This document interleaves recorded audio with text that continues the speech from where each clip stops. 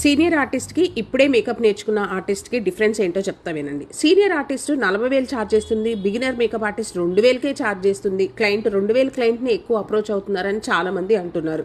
కానీ ఇక్కడ మీరు గమనిస్తే సీనియర్ ఆర్టిస్ట్ నేను గ్లోబల్ వైడ్ ట్రావెల్ చేస్తాను అంటారు, అండ్ బిగినర్ ఆర్టిస్ట్ కూడా నేను గ్లోబల్ వైడ్ ట్రావెల్ చేస్తాను అని అంటారు. కానీ ఎక్కడ వస్తుంది తేడా అంటే ఎక్స్పీరియన్స్లో తేడా వస్తుందండి. మీరు ఒక్కసారి ఆలోచించండి. యాజ్ ఏ బిగినర్గా నేను గ్లోబల్ ఆర్టిస్ట్గా వరల్డ్ వైడ్ ట్రావెల్ చేస్తాను అని అంటున్నారు. కానీ ఒక క్లయింట్గా ఆలోచించండి. మీరు ఎప్పుడైనా సరే ఒక క్లయింట్ మిమ్మల్ని ఎందుకు బుక్ చేసుకోవాలి? మీ పేజ్లో అసలు రియల్ క్లయింట్స్ వర్క్ ఉందా లేదా?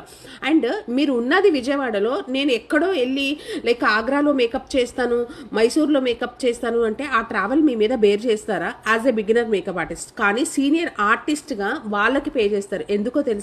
వాళ్ళ పేజ్లో రియల్ క్లయింట్స్ లుక్స్ ఉంటాయి, అండ్ వాళ్ళకి రియల్ ఎక్స్పీరియన్స్ ఉంటుంది, అండ్ వాళ్ళ దగ్గర లాట్స్ ఆఫ్ టెక్నిక్ అనే నాలెడ్జ్ని గెయిన్ చేస్తారనమాట. ఖచ్చితంగా క్లయింట్కి ఒక నమ్మకం అనేది వాళ్ళు ఫుల్ ఫ్లెడ్జ్గా ప్రొవైడ్ చేస్తాను. ఎస్, నేను ఈ మేకప్ మీకు పర్ఫెక్ట్గా చేస్తాను, దట్స్ వై నేను ఇంత ఛార్జ్ చేస్తున్నాను అనే కాన్ఫిడెంట్ని సీనియర్ మేకప్ ఆర్టిస్ట్ ఇస్తారనమాట. అండ్ క్లయింట్స్ వైపు నుంచి ఆలోచించండి. యాజ్ ఎ బిగినర్ని ఎందుకు చూస్ చేసుకోవాలి?